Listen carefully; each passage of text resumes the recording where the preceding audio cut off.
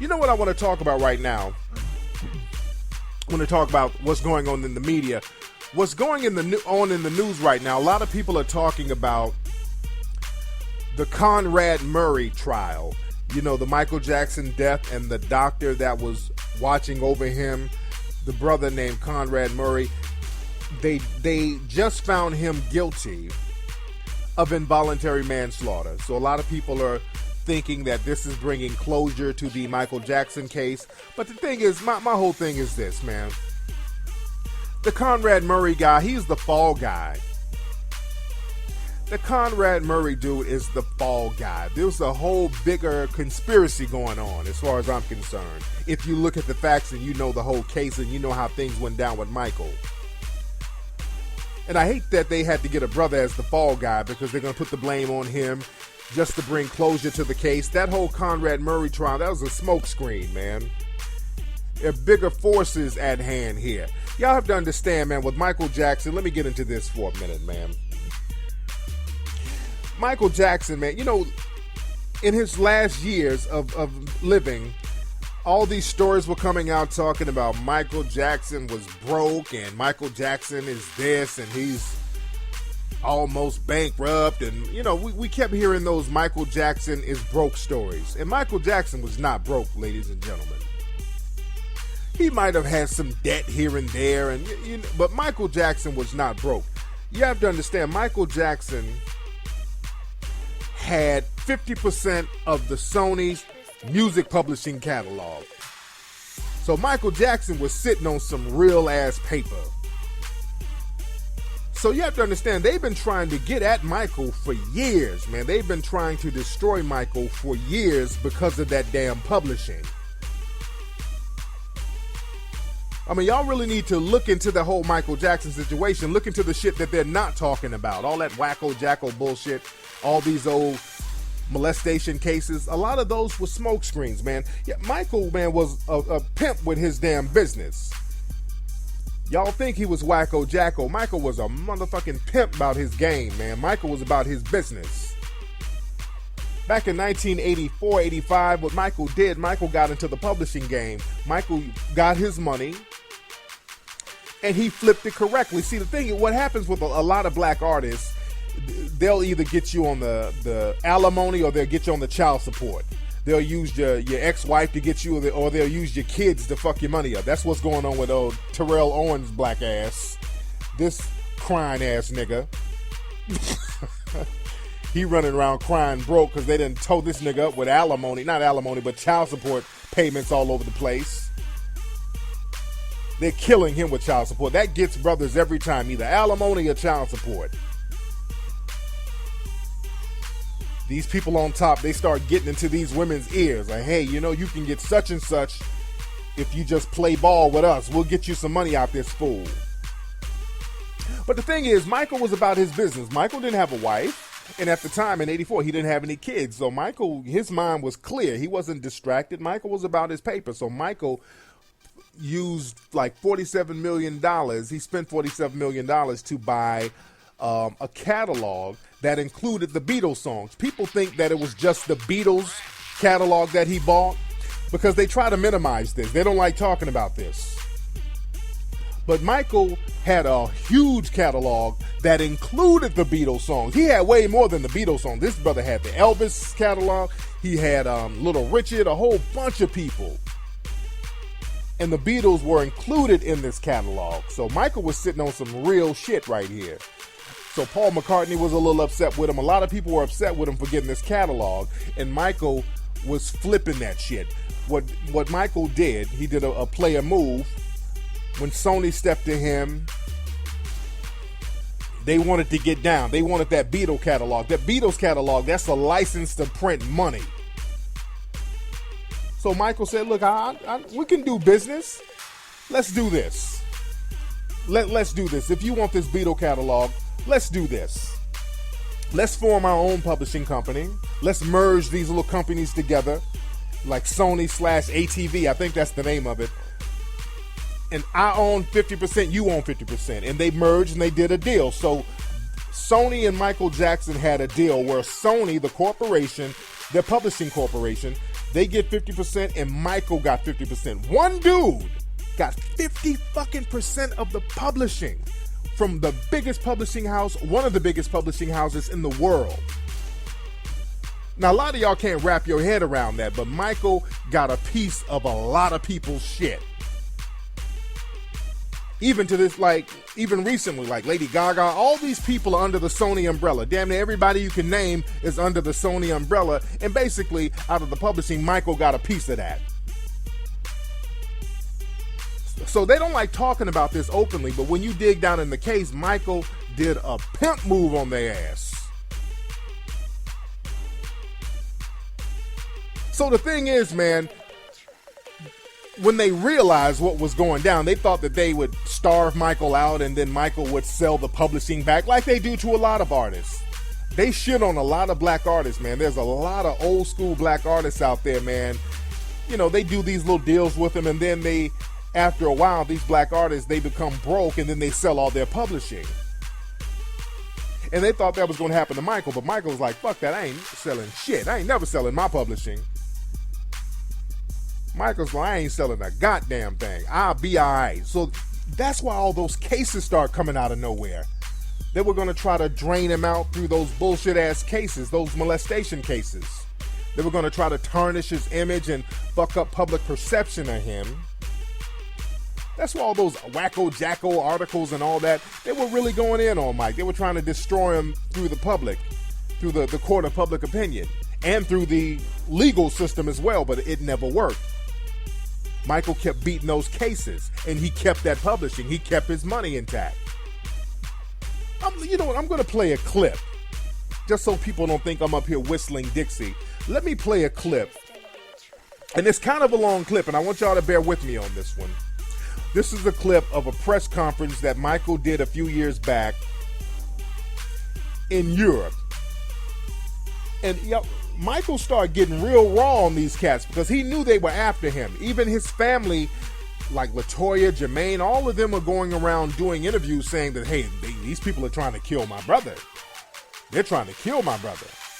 Or they killed my brother. They were saying this. LaToya Jackson said that on the Wendy Williams show. So the thing is, Michael was getting raw on these cats, man. These cats at Sony, Michael was going the fuck in. He was going in. He did a press conference in Harlem, going in, and the interview that I'm about to play, he was going in on Sony. Then he went in a little bit on Tommy Mottola. He kept going in on Tommy Mottola. So I want you guys to listen to this interview of Michael, so it'll give you an understanding on what really went down, so you don't fall for all this smoke screen stuff that's going on right now. Now the clip is kind of long, but again, bear with me. The tradition of great performers from, and I really want you to hear what I have to say. The tradition of great performers from Sammy Davis Jr. to James Brown to Jackie Wilson to Fred Astaire, Gene Kelly. The story is usually the same, though. You know, these guys work really hard at their craft, but the story ends the same. They usually are broken, torn, and usually just sad, and the story is very sad in the end because the companies take advantage of them. They really do. And Sony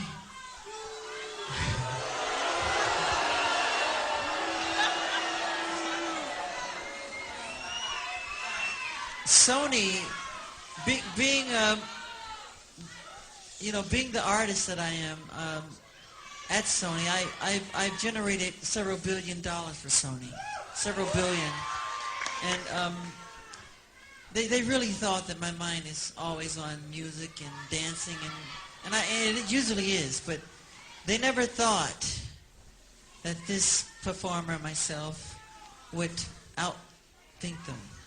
Yeah. Michael, that's some real shit right there, man.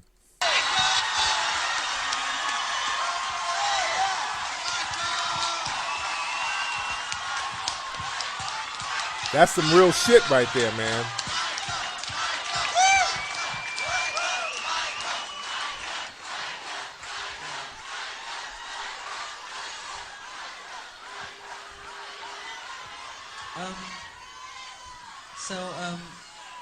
We can't let them get away with what they're trying to do because now I'm a free agent. Yeah.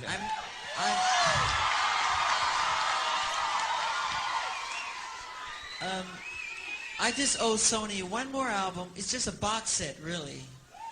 It's with 2 new songs, which I've written ages ago.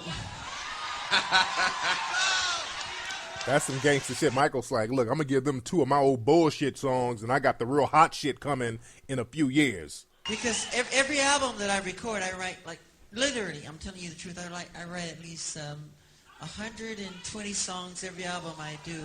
So I can do the box set and just give them any 2 songs. So I'm leaving Sony a free agent.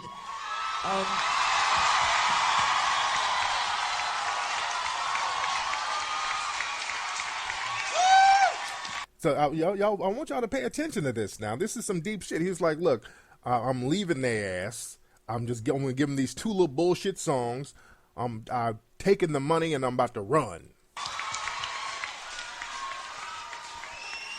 Owning half of Sony.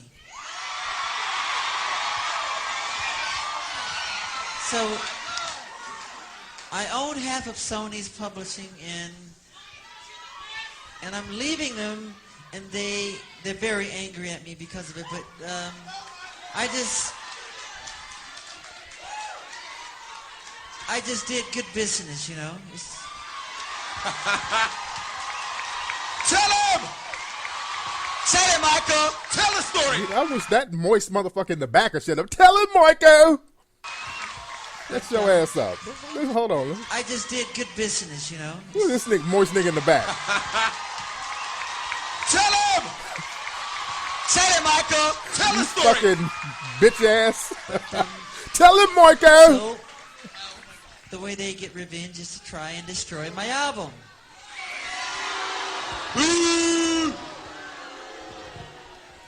But I've always said, you know, good art never dies.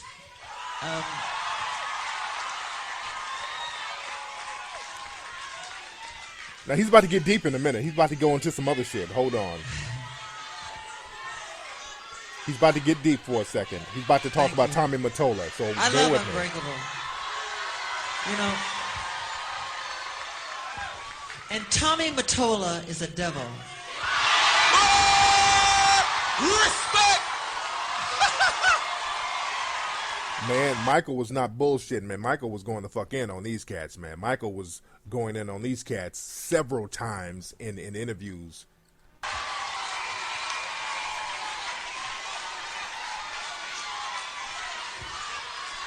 I'm not supposed to say what I'm going to say right now, but I have to let you in on a secret. Say it. Who is this fucking queen? Say it. Please don't videotape what I'm going to say. Hold on. I'm going to say it right now, but I have to let you in on a secret. Say it. Say it. Please don't videotape what I'm going to say, okay? Turn that off, please. No, what? I don't mind. Tape it. Oh! Michael is getting gangster today! Yeah. Mariah Carey, after divorcing Tommy, came to me crying.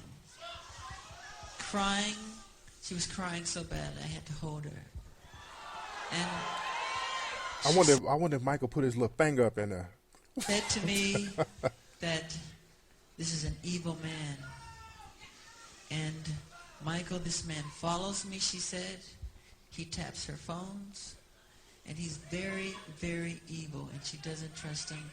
And he is a horrible human being. And we have to continue our drive until he's terminated. Oh!